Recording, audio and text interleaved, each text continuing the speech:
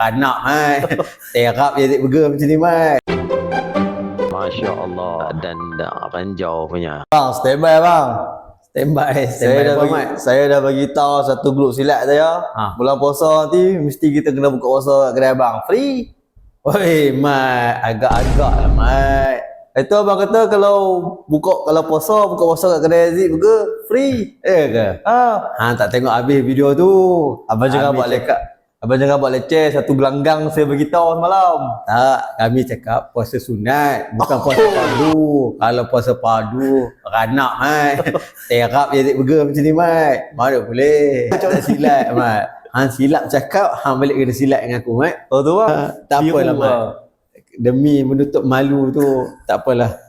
Kami ucapkan selamat menyambut bulan Ramadan kepada semua pelanggan-pelanggan kami di Yazid Burger yang pernah support Yazid Burger, dan siapa-siapa yang pernah berbuka puasa sunat di Yazid Burger, bulan puasa ni kamu boleh berpuasa di rumah sendiri ya.